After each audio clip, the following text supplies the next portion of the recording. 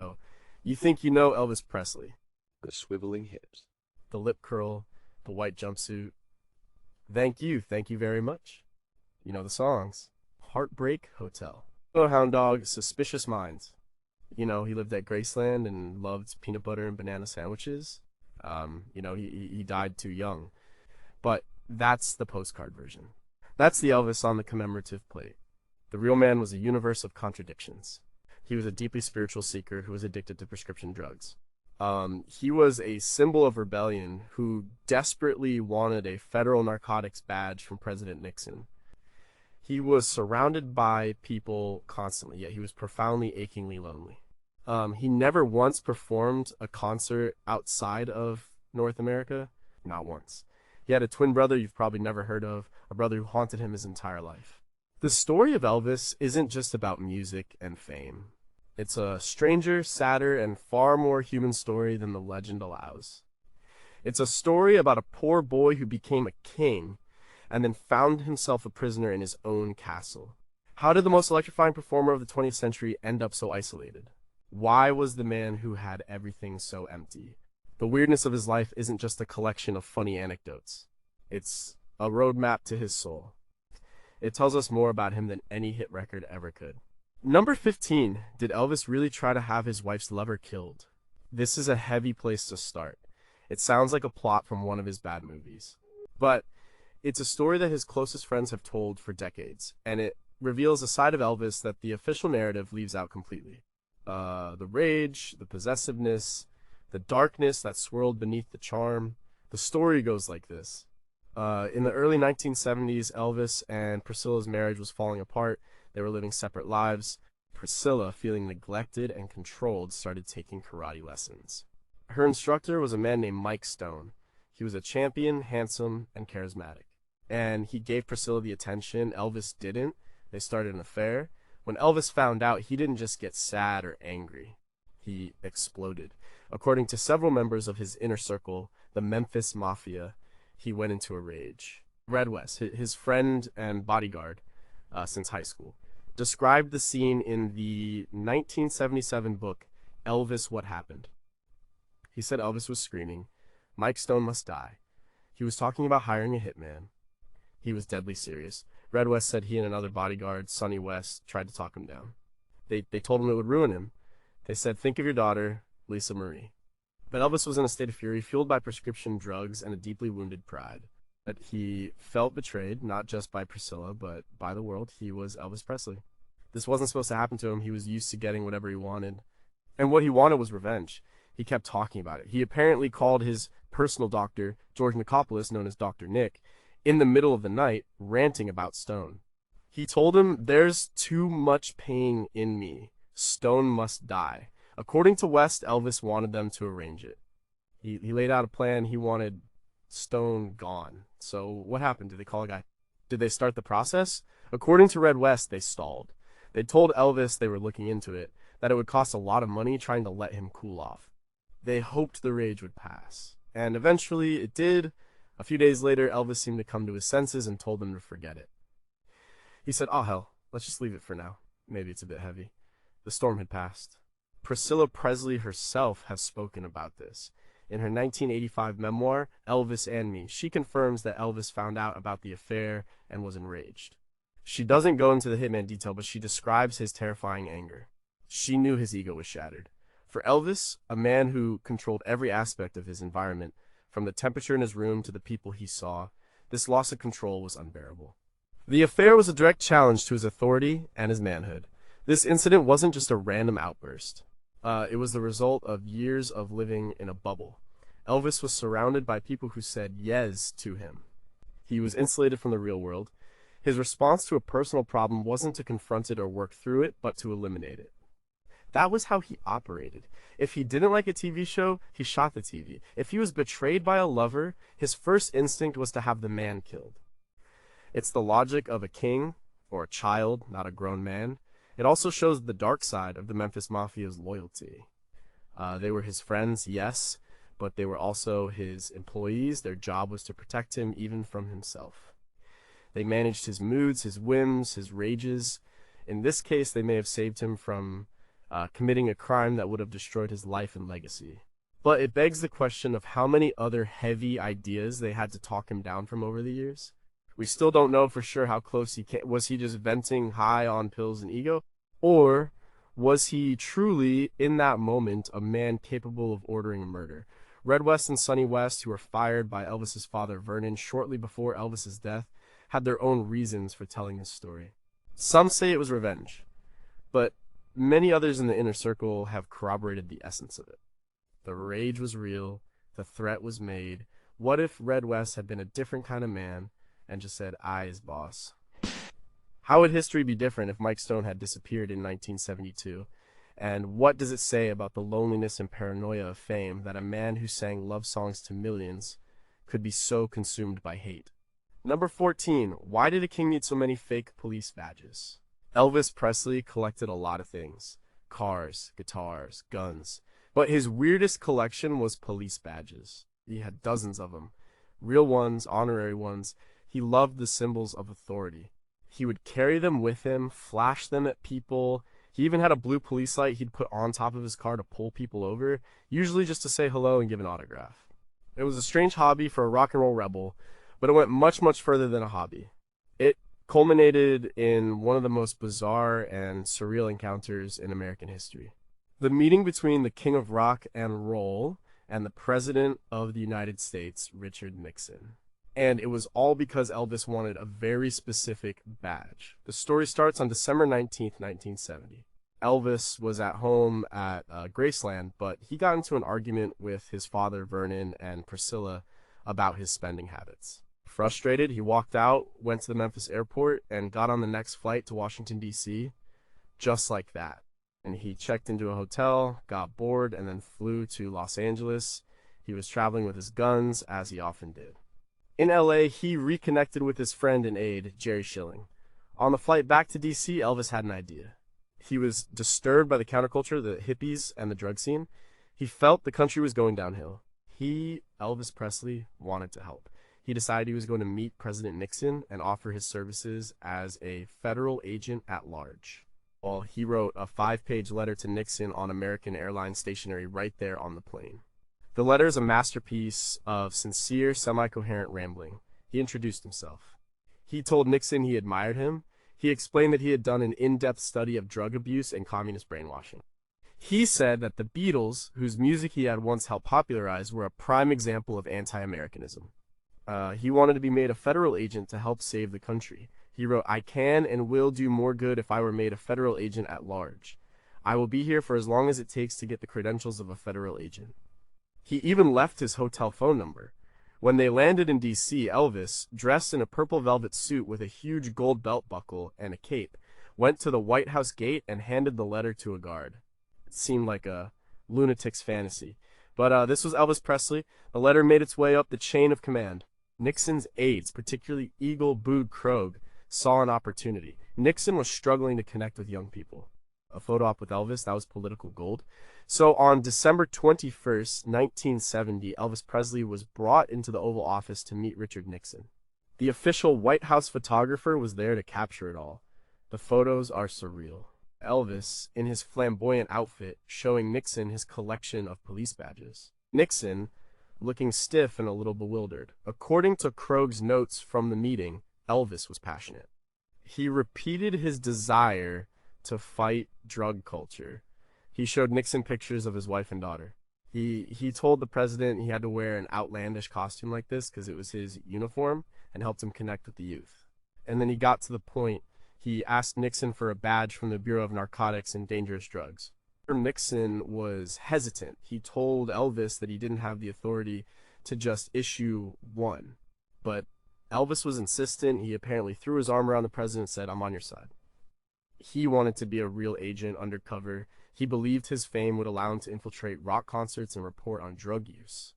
It was a completely delusional idea, but he was utterly sincere. In the end, Nixon gave in. He ordered his staff to get Elvis the badge. The photos of Elvis beaming, proudly holding his new BNDD badge, are now among the most requested images from the National Archives. After the meeting, Elvis was ecstatic. He believed he had been given a real federal license. For him, the badge wasn't a toy. It was a symbol of legitimacy. It was a way for the boy from Tupelo, the one who was told his music was vulgar and dangerous, to become part of the establishment. So he wanted to be on the inside. This obsession wasn't just about playing cops and robbers. It was about a deep-seated need for control and respect. Like, in his world, he was the king. But outside Graceland, he was just a celebrity. Like, the badges gave him a feeling of power, of being above the rules. It was the ultimate insider credential. He was no longer just the rebel, he was the law. But what did he think he was actually going to do with that badge? Did he really imagine himself busting rock bands backstage for smoking pot? And what does it say about the power of celebrity that a man could write a rambling letter on an airplane and 2 days later be in the Oval Office getting exactly what he wanted from the most powerful man in the world? How deep did his delusion run to believe that a badge could solve his own complicated relationship with drugs and his growing irrelevance in a culture he no longer understood? In number 13, was his manager a genius or a con man? You can't talk about Elvis without talking about Colonel Tom Parker. He was the manager, the mastermind, the man who discovered the raw talent and turned it into a global brand. For years, the official story was that Parker was a promotional genius, the P.T. Barnum of rock and roll. And in some ways he was, but the truth is much darker and much stranger. First of all, he wasn't a colonel. The title was an honorary one given to him by a Louisiana governor in 1948. Second, his name wasn't Tom Parker. He was born Andreas Cornelis van Kuijk in Breda, Netherlands. And third, he wasn't even a legal resident of the United States. He was an illegal immigrant who had entered the country in the 1920s and lived his entire life in fear of being deported. This one fact explains so much about Elvis's career. Why did Elvis never tour internationally? Why did the biggest star in the world confine his performances to the US and a few shows in Canada? It wasn't because Elvis didn't want to, it was because Colonel Parker couldn't. If he had applied for a US passport to travel with Elvis, his illegal status and his real identity would have been exposed.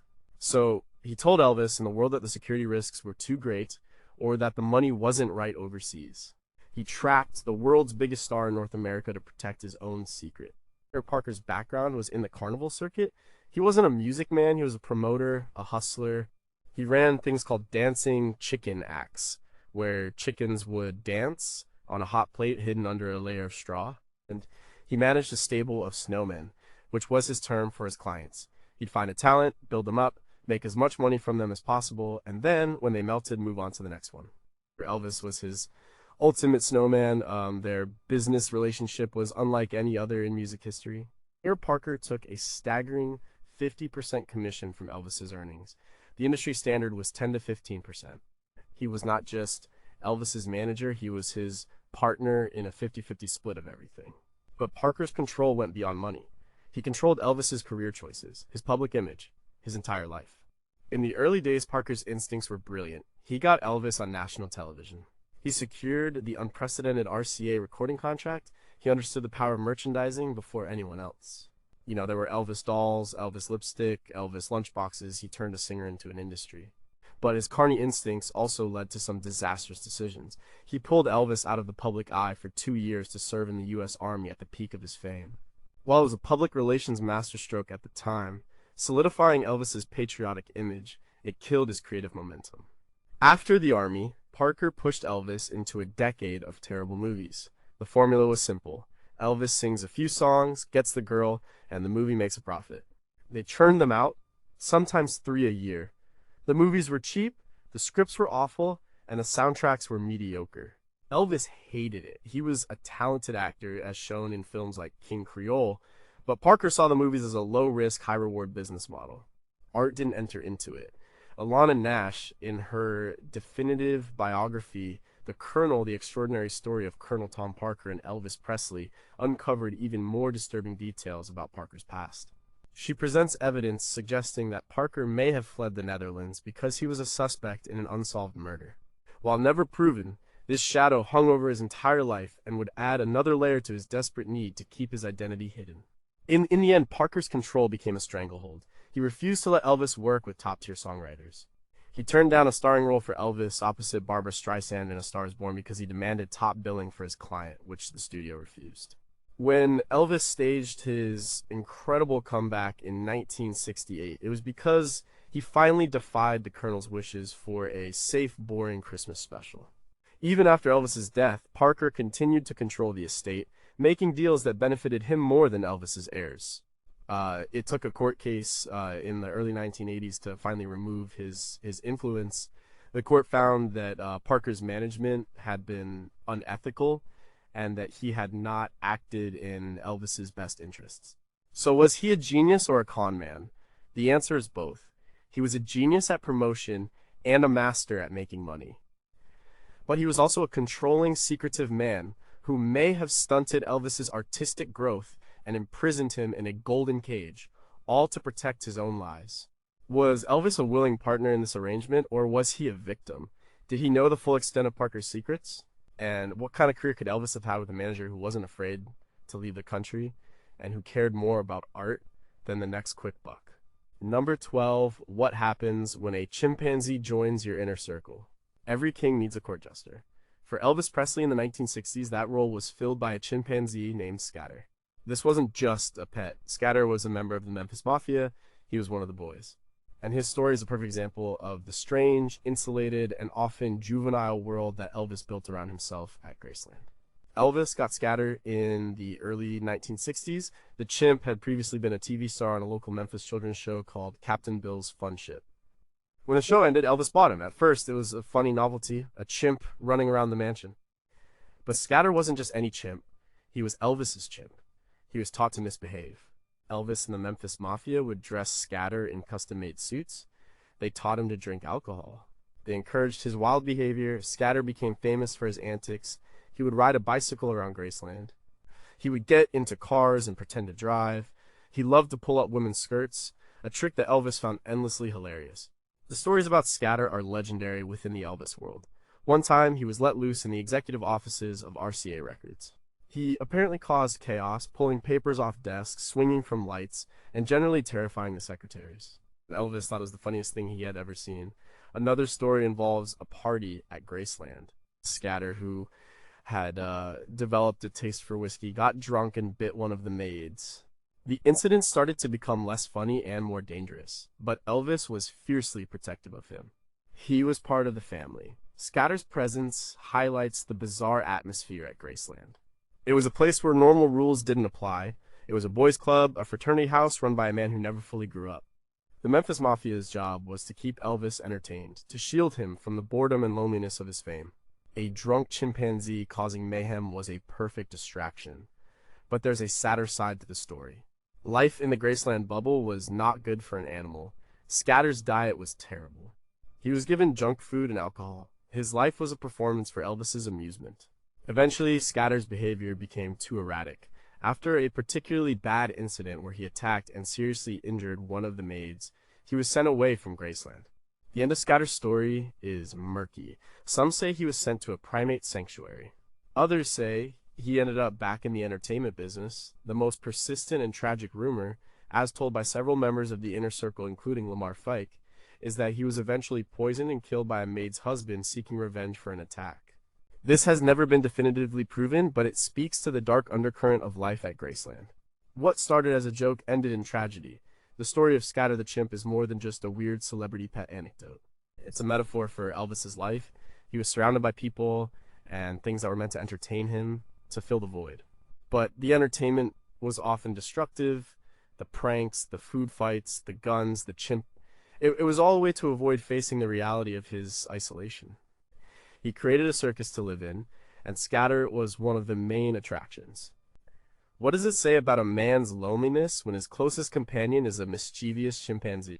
Was Scatter just a pet, or was he a mirror, reflecting the chaos and lack of discipline in Elvis's own life? And how many people and animals were ultimately harmed by the strange, hermetically sealed world of the king? Number 11. Could a sandwich really kill you? Everyone knows Elvis liked peanut butter and banana sandwiches, usually fried in butter. It's become a quaint, folksy part of his legend, but his eating habits went far beyond a quirky sandwich. They were extreme, compulsive, and a major factor in his declining health and early death. His diet wasn't a quirk, it was a symptom of his deeper problems. Let's talk about the fool's gold loaf. This wasn't just a sandwich, it was a monument to excess. It originated from a restaurant in Denver, Colorado, called the Colorado Mine Company. The recipe is staggering. You take an entire loaf of Italian bread, hollow it out, and slather the inside with a full jar of creamy peanut butter and a full jar of grape jelly. Then you fill the hollowed out loaf with a pound of fried bacon. The whole thing is then baked. It's estimated to contain somewhere between 8,000 and 42,000 calories, depending on who you ask. The lower number is probably more accurate, but it's still an insane amount of food. The story of how Elvis got one is legendary. One night in 1976, he was at Graceland talking with some friends from Colorado about this incredible sandwich. He decided he wanted one right then. So he had his private jet, the Lisa Marie, fueled up. He, along with a few friends, flew from Memphis to Denver, a 2-hour flight. The restaurant owners met them at the airport hangar with a pile of fool's gold loaves and cases of Perrier. Elvis and his friends sat in the hangar for a couple of hours, ate the sandwiches, and then flew back to Memphis. They never left the airport, all for a sandwich. This wasn't an isolated incident. Food was one of the few pleasures Elvis had left in his later years. He was a prisoner in Graceland, and food was a comfort. His diet was a reflection of his southern upbringing, filled with fried foods, bacon, and gravy. But he took it to an unbelievable extreme. He would order huge breakfasts of sausage, bacon, eggs, fried potatoes, and homemade biscuits at any time of day or night. Oh, he loved cheeseburgers and would often eat a stack of them in one sitting. His cook, Mary Jenkins, worked at Graceland for 14 years. In interviews, she described his eating habits in detail. He would call down to the kitchen in the middle of the night and order whatever he was craving. She said he could eat an entire pound of bacon in a morning. He loved meatloaf, fried chicken, and mashed potatoes. It was a diet almost entirely devoid of fresh vegetables. This compulsive eating was directly linked to his emotional state. When he was bored, lonely, or depressed, he ate. It was a form of self-medication, just like the prescription drugs. It was something he could control. In a life where his every move was dictated by his manager or his schedule, choosing what to eat and how much was a form of freedom. The consequences were devastating. In his prime, Elvis was a physical marvel. By the mid-1970s, he was a bloated caricature of his former self. He gained a huge amount of weight, which put a terrible strain on his heart and other organs. His famous jumpsuits had to be constantly let out. He suffered from a host of health problems, including high blood pressure, an enlarged colon megacolon, and liver damage. While the official cause of death was cardiac arrhythmia, his terrible diet and the resulting obesity were undoubtedly major contributing factors. His body was, quite simply, breaking down from the abuse. The autopsy report, detailed in the 2017 book Elvis, A King in the Making by Peter Guralnick and Ernst Jorgensen, revealed the shocking state of his digestive system. His colon was twice the length and diameter of a normal one, packed with compacted fecal matter. It was a body in a state of chronic, severe illness. So, could a sandwich kill you?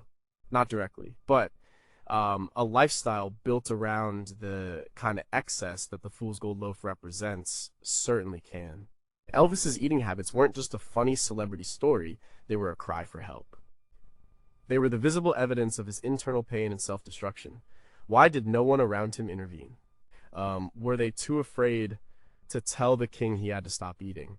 And how can a person surrounded by so much wealth and so many people feel so empty that the only comfort they can find is in a pound of bacon and a jar of peanut butter? Number 10, why would a superstar hate his own movies? Between 1956 and 1969, Elvis Presley starred in 31 feature films. For an entire generation, he was as much a movie star as he was a rock and roll singer. His movies made a fortune. They were colorful, fun, and always had a happy ending. And for the most part, Elvis despised them. It didn't start that way. His first few films, like Love Me Tender, Jailhouse Rock, and King Creole, showed real promise. Jailhouse Rock contained one of his most iconic performances. And in King Creole, directed by the respected Michael Curtiz, who also directed Casablanca, Elvis delivered a nuanced, powerful performance. He was a natural, he had charisma, vulnerability, and intensity. He wanted to be a serious actor like his heroes James Dean and Marlon Brando. He had the potential, but then two things happened. He went into the army for 2 years, and Colonel Tom Parker decided that serious acting was too risky. The Colonel's formula for success was simple quantity over quality. He negotiated multi-picture deals with studios that locked Elvis into a relentless schedule. The movies were to be made quickly, and cheaply with a guaranteed profit margin. The formula was rigid. Elvis would play a charming guy in an exotic location, Hawaii, Acapulco, a World's Fair. He would sing a dozen forgettable songs, he would be surrounded by beautiful women, but remain chaste. He would get into a fist fight or two, and in the end, he'd get the girl and sing a final song. The titles tell the whole story. Blue Hawaii, girls, girls, girls! Fun in Acapulco, kissing cousins, clambake. Elvis quickly grew to hate the routine. He would receive a script, see how bad it was, and get depressed. Members of the Memphis Mafia have described how he would physically cringe when he had to sing some of the ridiculous songs the scripts called for. Imagine the man who sang Heartbreak Hotel being forced to sing Do the Clam, or There's No Room to Rumba in a Sports Car. It was a creative prison. He complained to the colonel, but Parker wouldn't budge. The money was too good, the formula worked. Parker would famously say, "We don't have to have a good picture, all we have to have is a picture." For him, Elvis wasn't an artist, he was a product. And the Hollywood movies were the most efficient way to sell that product. The creative toll on Elvis was immense. He was an artist who was being forced to churn out junk. He felt like a joke. He would see other actors and musicians pushing boundaries and evolving, while he was stuck on a beach singing to a girl in a bikini. This period, from roughly 1961 to 1968, is often called his lost years. His music suffered. The movie soundtracks were his primary musical output, and they were, with a few exceptions, terrible. His connection to the vibrant, changing culture of the 1960s was completely severed. While the Beatles and Bob Dylan were reinventing music, Elvis was singing about clam bakes. By the mid-1960s, the box office returns started to decline. The formula was getting stale. Elvis was visibly bored and overweight in some of his later films. He was going through the motions. The fire was gone. He knew he was wasting his talent. His friend and hairdresser Larry Geller wrote in his book Leaves of Elvis's Garden that Elvis would often rant about the movies, calling them crap and expressing his deep frustration and embarrassment. The end of his movie career came with the 1968 comeback special. When he stepped onto that stage in black leather, raw and dangerous, he was not just reclaiming his musical crown. He was killing off the bland, safe movie character he had been forced to play for a decade. He was reminding the world and himself who he really was. After 1969, he only made 2 more films, a concert documentary and a drama, and then quit Hollywood for good. So why did he do it for so long? Fear, loyalty to the colonel, the comfort of a routine. He was a rich man, but he had the poverty consciousness of someone who grew up with nothing. The guaranteed paycheck from a movie was a security blanket, but the price was his artistic soul. What kind of actor could Elvis have been if he had been allowed to choose his own roles? Could he have become a respected, dramatic actor on par with Brando or Dean? And how much did that decade of creative frustration contribute to the depression and substance abuse that would later consume him? Number 9. Was he a singer or a secret karate master? When you picture Elvis, you probably picture him with a guitar or a microphone. You probably don't picture him in a white gi breaking boards with a knife hand strike. But for more than 20 years, karate was one of the central passions of his life. It was more than a hobby. It was a physical discipline, a spiritual path, and a key part of his identity. Elvis was first exposed to martial arts while he was stationed in Germany with the U.S. Army in 1958. He began studying with a German Shotokan master. He was immediately hooked. When he returned to the States, he continued his training, eventually earning a black belt in 1960. But he didn't stop there. He trained relentlessly for the rest of his life, eventually reaching the level of an 8th degree black belt. For Elvis, karate was a way to find discipline and control in a life that was often chaotic. You know, in the dojo, like, it didn't matter that he was Elvis Presley. He was a student, like, learning and sweating like everyone else. You know, it was a physical outlet for his incredible energy, like the same energy that made his early performances so electrifying. It gave him a sense of power and confidence that was different from the adoration of his fans. It was something he earned through hard work. He incorporated karate into his life in every way. He brought his instructors, like the renowned Ed Parker, no relation to the colonel, into his inner circle. He converted a racquetball court at Graceland into his own personal dojo. He would practice for hours, often with members of the Memphis Mafia. His bodyguards were all required to be skilled in martial arts. It also became a huge part of his stage persona. When he returned to live performing in Las Vegas in 1969, his stage moves were no longer the rebellious swivels of the 1950s. They were dramatic, stylized karate stances, chops, and kicks. The famous deep lunge he would strike at the end of a song was pure martial arts. The high collars on his jumpsuits were inspired by the collars on a karate gi. He was bringing his private passion into his public art. Sometimes, it went too far. During some of his later drug-fueled concerts, he would stop the show to give long, rambling monologues about the philosophy of karate. He would demonstrate moves, sometimes clumsily. The audience, who had come to hear Hound Dog, was often confused. For Elvis, though, it was all connected. He saw karate as a spiritual practice, a way to connect mind, body, and spirit.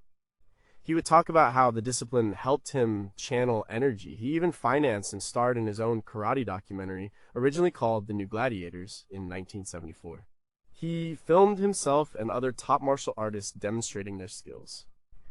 He wanted to show the world the beauty and power of the art he loved. The film wasn't completed in his lifetime, but was eventually released years later. It's a fascinating, if strange, document of his obsession. This obsession also fed into his ooze against the world mentality. He and his entourage were a karate-trained unit. It made them feel powerful, untouchable. There were constant rumors of death threats against Elvis, and the karate training made him feel he could protect himself. It was another layer of insulation from the outside world, but like many things in his life, this healthy passion eventually became distorted by his addictions and isolation. His late-night training sessions were fueled by pills. His on-stage demonstrations became erratic. The discipline he sought in karate was at odds with the complete lack of discipline in other areas of his life, like his diet and drug use. Why did this particular discipline mean so much to him?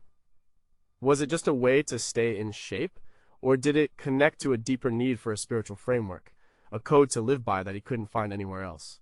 And what did it feel like to be in the audience in 1976, watching a bloated, sweating Elvis Presley try to explain the meaning of a tiger claw strike instead of singing "Love Me Tender"? Number 8. How do you build a private army of your best friends? Elvis Presley was rarely alone. From the moment he became famous until the day he died, he was surrounded by a group of men known as the Memphis Mafia. The name was a joke coined by the media in the 1960s after seeing Elvis and his entourage dressed in dark suits descend on Las Vegas. But the group was very real, and their role in Elvis's life was complex, essential, and ultimately controversial. The Memphis Mafia wasn't a gang. It was a constantly shifting group of friends, family, and employees who lived with Elvis, traveled with him, and worked for him. Many of them, like Red West and Sonny West, who were cousins, knew him from his high school days in Memphis. Others, like his cousin Billy Smith or his friend Lamar Feek, were part of his life for decades. They were his companions, his bodyguards, his assistants, his confidants. They were the buffer between Elvis and the world. Life in the Memphis Mafia was a 24/7 job. Elvis was nocturnal, so they were too.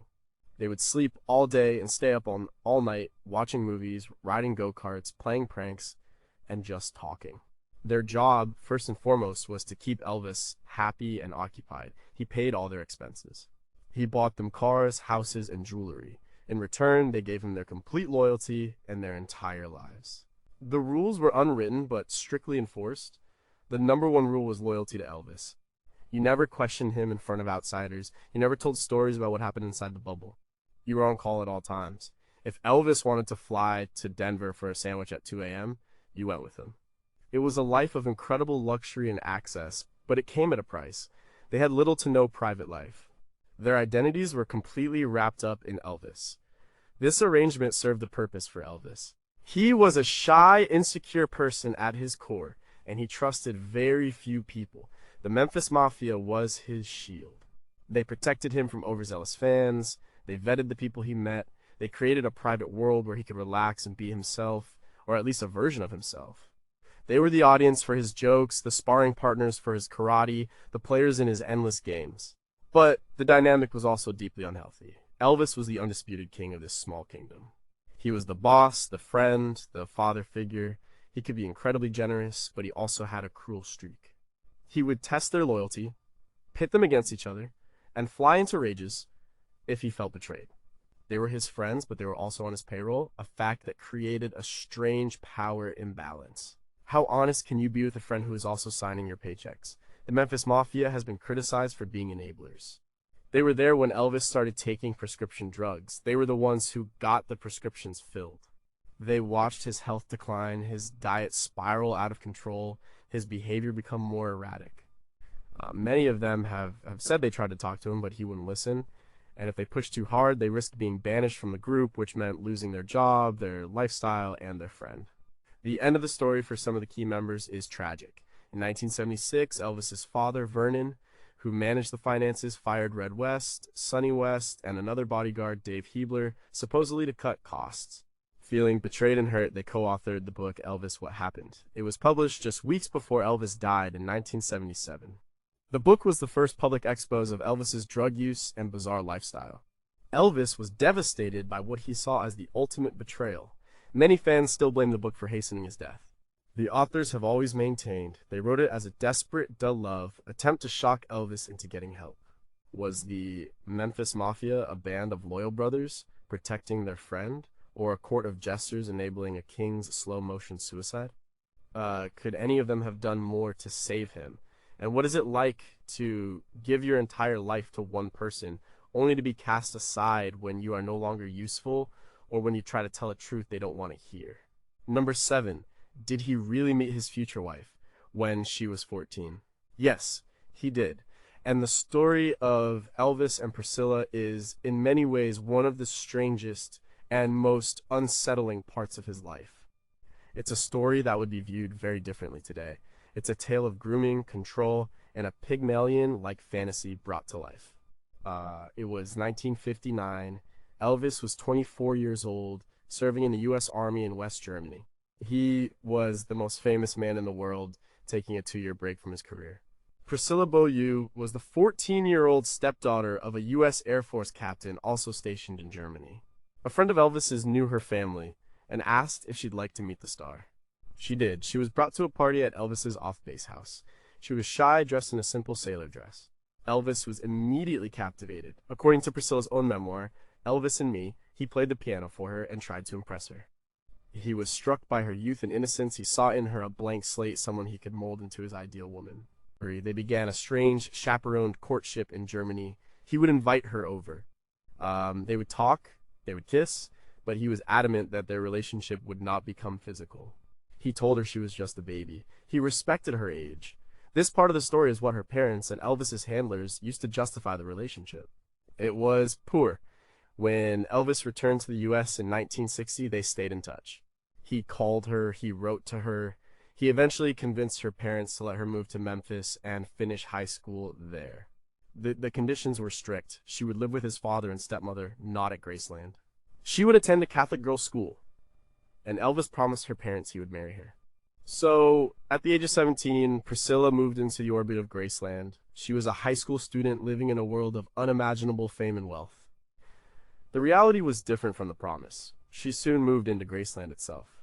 Elvis began to control her life completely. He dictated how she should dress, how she should wear her hair dyed black to match his, and how much makeup she should wear. He was creating his perfect woman, his living doll. Their relationship remained non-sexual even as she lived in his house.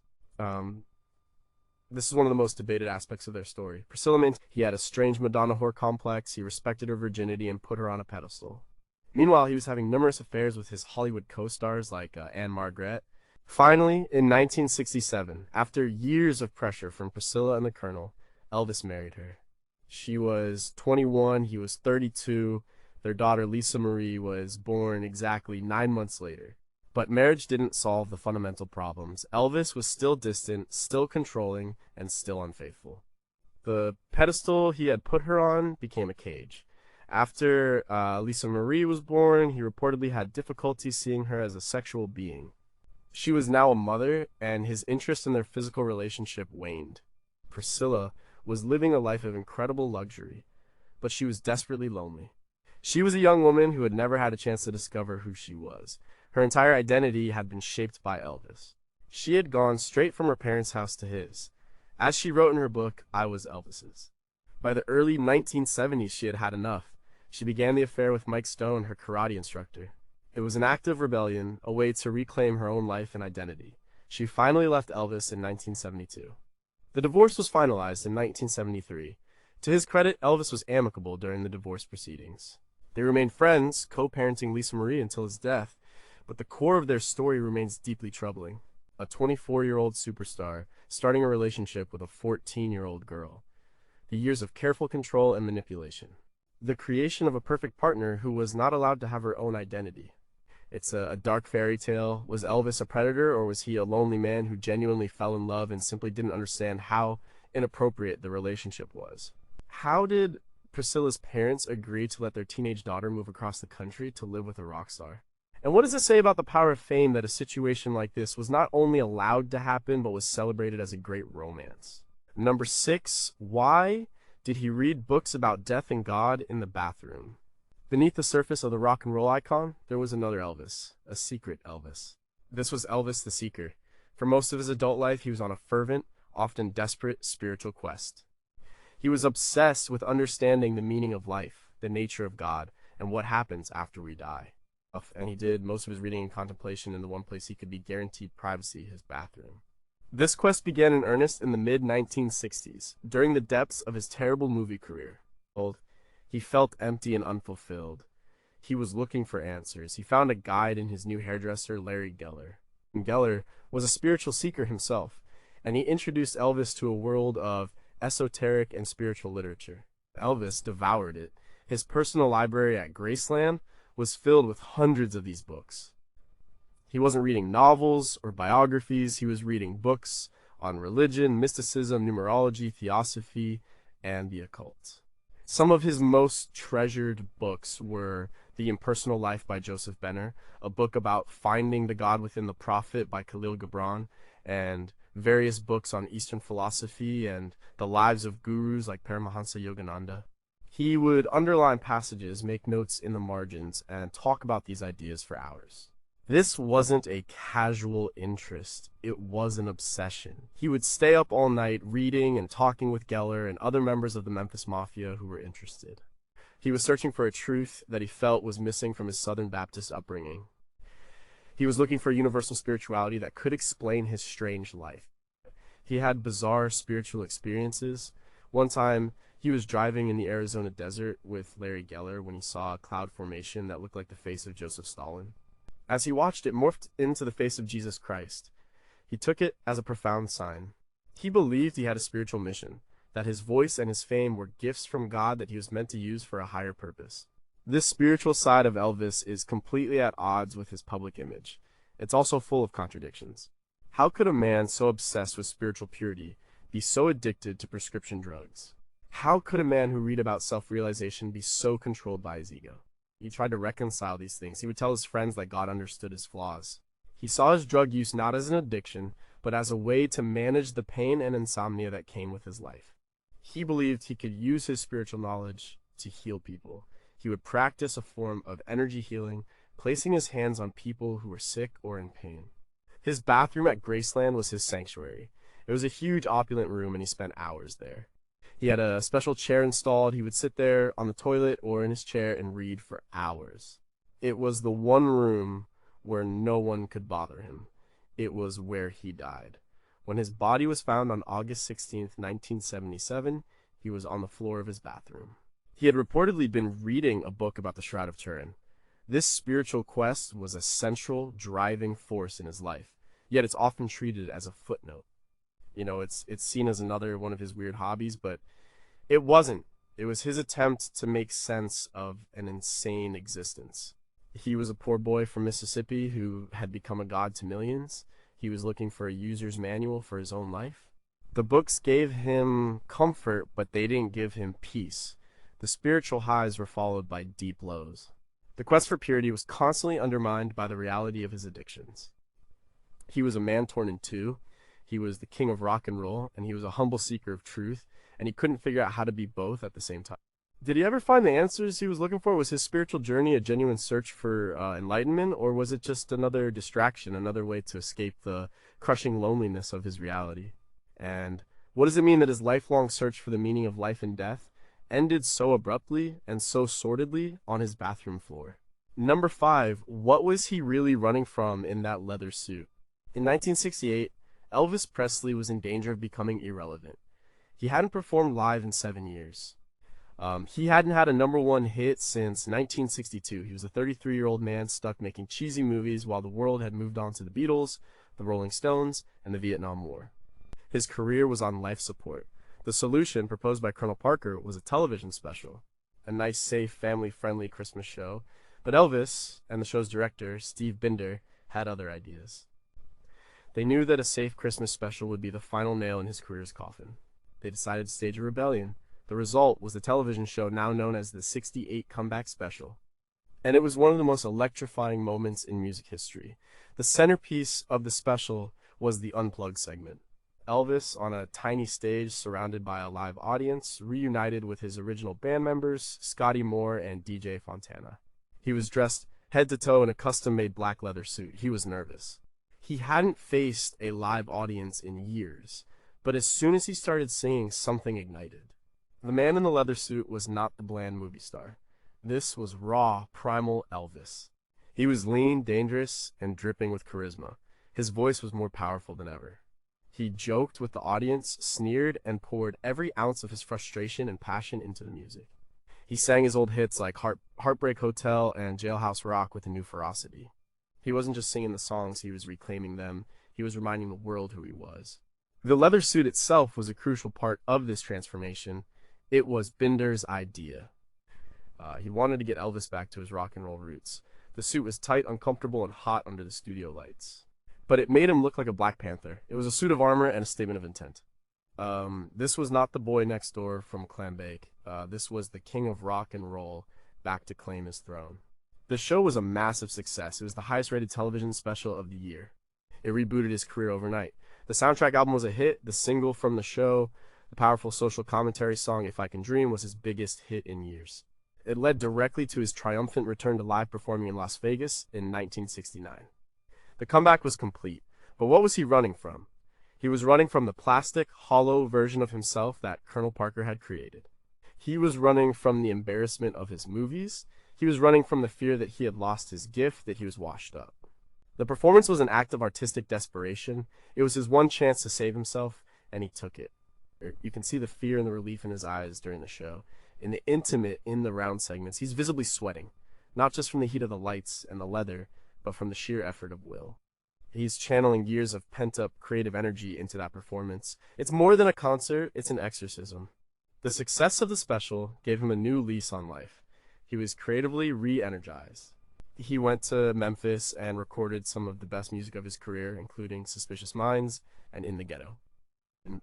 He was relevant again. He was an artist again, but the triumph of the '68 special also contained the seeds of his later tragedy. It led him to Las Vegas, which would become his new golden cage. The rebellious energy of the leather suit performance would eventually be replaced by the bloated spectacle of the white jumpsuit era. The comeback saved his career, but it also set him on the path that would ultimately destroy him. He escaped one trap only to walk straight into another. Was the '68 comeback special the greatest moment of his career, or was it the beginning of the end? How did the man who fought so hard to reclaim his artistic soul in 1968 lose it all over again in the glitter of Las Vegas? And what would have happened if he had just done the safe Christmas special the Colonel wanted? Number 4, how does a king live in a golden cage? Graceland is more than a house, it's a symbol. For millions of fans, it's a shrine, a place to pay homage to the king. But for Elvis in his final years, it was a prison. A luxurious, comfortable prison, but a prison nonetheless.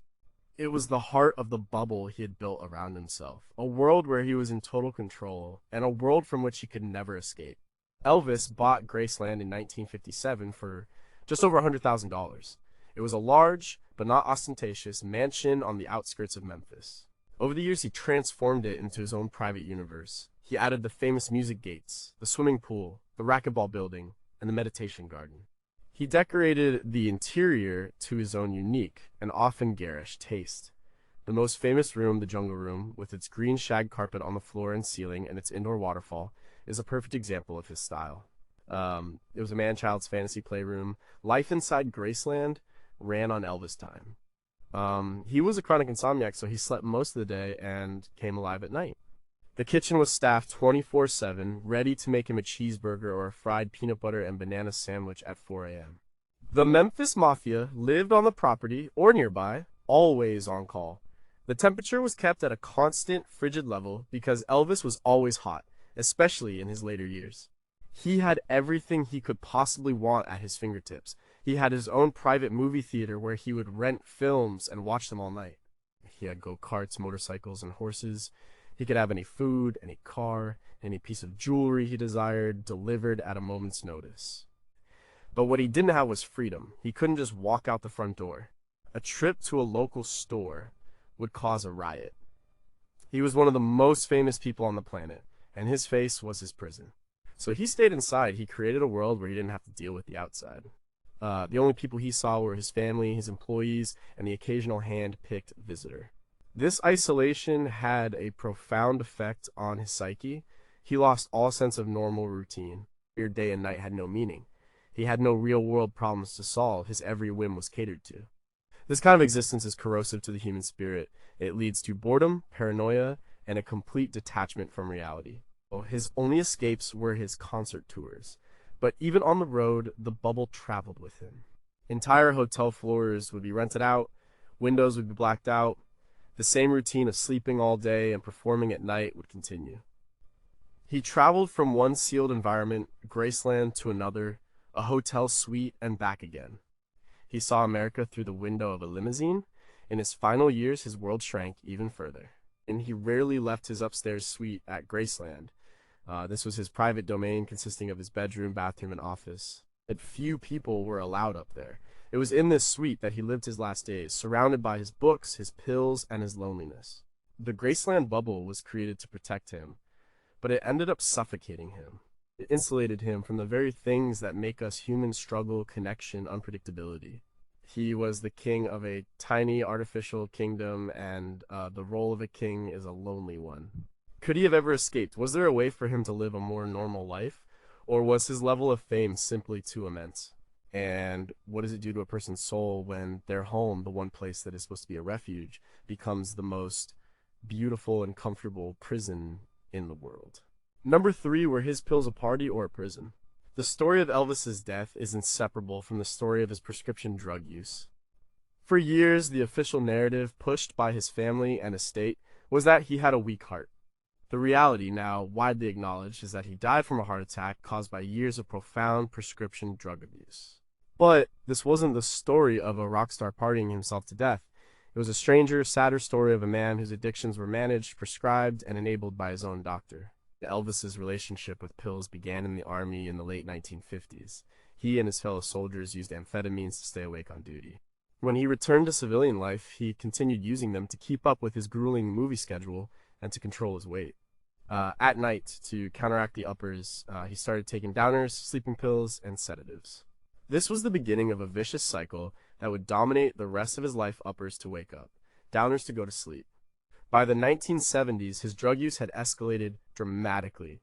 He was taking a staggering cocktail of medications for a host of real and imagined ailments: painkillers for various aches, sedatives for anxiety, sleeping pills for his chronic insomnia, and stimulants to get him on stage. This was not about getting high in the recreational sense, it was about functioning. He had become so dependent on the drugs that he couldn't get through a day without them. The key figure in this story is Dr. George Nichopoulos, known as Dr. Nick. He became Elvis's personal physician in 1970. Dr. Nick traveled with Elvis, lived at Graceland for periods, and was responsible for prescribing the vast majority of his medications. In the last 2 years of Elvis's life alone, Dr. Nick wrote him prescriptions for over 12,000 pills. Dr. Nick's role has been debated for decades. Was he a cynical Dr. Feelgood who got rich off his famous patient? Or was he a well-meaning doctor caught in an impossible situation trying to manage the addictions of a powerful and manipulative celebrity who could get drugs from any number of sources? Dr. Nick always maintained that he was trying to help Elvis. He claimed he was trying to control Elvis's intake, sometimes substituting placebos for real drugs. He argued that if he hadn't prescribed the medications, Elvis would have just doctor shopped and gotten them from less scrupulous physicians, or worse, from the street. He saw himself as managing an incurable disease, but the sheer volume of drugs is undeniable. After Elvis's death, a toxicology report found 14 different drugs in his system, 10 of them in significant quantities. They included powerful opiates like Dilaudid and Demerol, sedatives like Valium, and various sleeping pills. It was a pharmacy. The pills created a prison for Elvis. They isolated him from his friends and family. His conversations became rambling and paranoid. His memory failed him. His live performances in his final year were often disastrous. He would forget lyrics, slur his words, and seem completely disoriented. He was a shadow of his former self, a man trapped in a chemical fog. The drugs were also a secret that the entire inner circle had to keep. They would carry his medical bag, make sure he had his packages of nightly pills, and help him up when he fell. They were all complicit to some degree in his slow-motion suicide. In 1981, Dr. Nick was tried for overprescribing drugs to Elvis and other patients, including the singer Jerry Lee Lewis. And he was acquitted, but his medical license was later suspended and then permanently revoked for his practices. The story of Elvis and his pills is a cautionary tale about the dark side of fame and the dangers of a medical system that can be manipulated by wealth and power. Elvis wasn't a junkie in a back alley. He was a man whose addiction was sanitized by a prescription pad. His drug use was medicalized, normalized within his bubble until it killed him. Was Dr. Nick a villain or a tragic figure himself? Could anyone have saved Elvis from his addictions, or was he determined to self-destruct? And how did the most famous entertainer in the world, with access to the best medical care money could buy, end up dying from something so preventable? Number 2. Did he spend his whole life talking to a ghost? On January 8, 1935, in a tiny 2-room house in Tupelo, Mississippi, Gladys Presley gave birth to twin boys. The first, Jesse Garon Presley, was stillborn. About 35 minutes later, the second boy, Elvis Aaron Presley, was born, healthy and screaming. This event, the death of his twin brother at the moment of his own birth, would haunt Elvis for the rest of his life. It was the foundational trauma, the secret sorrow that shaped his personality, his music, and his destiny. Elvis grew up as an only child, but he never felt like one. His mother, Gladys, would often talk to him about his lost brother. She told him that when one twin dies, the surviving twin gets the strength of both. This idea was planted deep in Elvis's psyche. He felt he had a cosmic connection to Jesse. He believed his brother was a part of him, a spiritual guide watching over him. This is a recognized psychological phenomenon known as twinless twin syndrome or surviving twin guilt. Survivors often feel a profound sense of loneliness, guilt, and a feeling that a part of themselves is missing. They can spend their lives searching for that lost connection. For Elvis, this manifested in many ways. His intense, almost suffocating closeness with his mother was partly rooted in this shared loss. They were a unit of two, bound together by the memory of a third. Gladys's death in 1958, when Elvis was in the army, devastated him. It was like losing his other half all over again. Throughout his life, Elvis was known to talk to his dead brother. Members of the Memphis Mafia reported that they would sometimes find him at the Graceland gravesite, where a memorial stone for Jesse stands next to the graves of his parents, having one-sided conversations. He would talk to Jesse in his private moments, asking for guidance, sharing his fears. This spiritual connection fueled his lifelong spiritual quest. He was searching for answers about life and death, because death had been present at the very beginning of his own life. He was fascinated by the idea of an afterlife, of a reality beyond the physical world, because he needed to believe that his brother was somewhere waiting for him. His personality was also a study in duality, a classic trait of a surviving twin. There was the shy, polite, spiritual Elvis, and there was the wild, rebellious, sexual Elvis. It was as if he were living for two people. He was driven by an energy that seemed almost superhuman, an energy his mother told him came from his brother. The theme of loneliness in his music, especially in songs like Are You Lonesome Tonight and Heartbreak Hotel, takes on a deeper meaning when you understand his background. He was the most famous person in the world, surrounded by adoring fans and a large entourage, yet he felt a fundamental existential loneliness that nothing could cure. He was born alone, and he felt alone his entire life. This deep, primal wound explains so much of his self-destructive behavior. The compulsive eating, the drug use, the desperate search for love and validation. He was trying to fill a void that had been carved into his soul at birth. He was looking for his other half in his relationships, in his fans, in his spirituality, but he could never find it. The story of Jesse Garren is the hidden key to understanding Elvis Presley. It's the ghost story at the heart of the American dream. He was the boy who lived, the one who got all the fame, all the money, all the love. But he was also the boy who was haunted by the brother who didn't. He was incomplete. How would Elvis's life have been different if Jesse had lived? Would he have been as driven, as famous? Would he have been happier, more grounded? And how much of the magic and the tragedy of Elvis Presley was born in that small shack in Tupelo in the moment one brother died and the other was left to live for them both? Number one, how could the most famous man in the world die so alone? On the morning of August 16th, 1977, Elvis Presley's girlfriend, Ginger Alden, woke up and realized he wasn't in bed.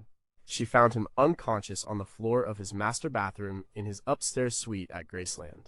He was 42 years old. An ambulance was called. He was rushed to the hospital. But it was too late. The king was dead.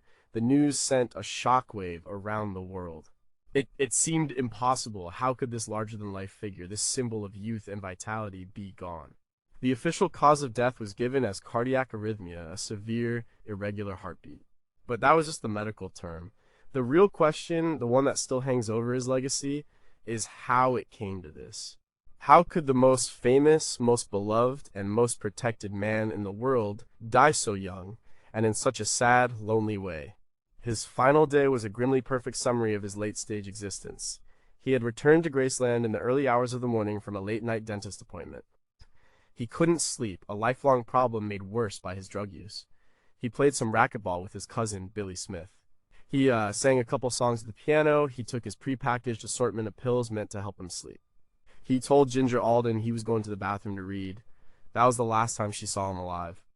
He died alone on the floor of his bathroom, his private sanctuary. He was surrounded by the trappings of immense wealth in a mansion full of people who were paid to care for him, yet in his final moments he was completely by himself. It's the ultimate paradox of his life. He was a man who could fill a stadium with the sound of his voice, but couldn't seem to quiet the emptiness inside himself. His death was the culmination of all the weird, tragic threads of his life. The physical decline was the result of years of terrible diet and drug abuse prescribed by his doctor. The isolation was the result of the Graceland bubble, a fortress he had built to keep the world out, but which had also trapped him inside. The emotional pain was rooted in the loss of his mother, the ghost of his twin brother, and the slow erosion of his artistic purpose. The colonel who had guided his career was at that point more interested in managing the business than managing the man. The autopsy revealed a body ravaged by disease and addiction. His heart was enlarged. His arteries were clogged. His colon was grotesquely distended. He was chronically, fatally ill. He was not the picture of health he tried to present on stage. He was a man in a state of advanced physical collapse. The tragedy of Elvis is not that he died. It's that his death was a slow public decline that everyone around him saw happening and felt powerless to stop. He was the boss. He was the king. No one could tell him no. The same fame that gave him everything also made it impossible for anyone to save him from himself. His legacy is complicated. He is an undisputed musical giant, a cultural force who changed the world. But he is also a cautionary tale, a story about the crushing weight of fame, the danger of isolation, and the hollowness of a life where every desire is instantly gratified. He had everything a person could want, except for what he really needed: a sense of peace, a normal life, and perhaps a reason to live.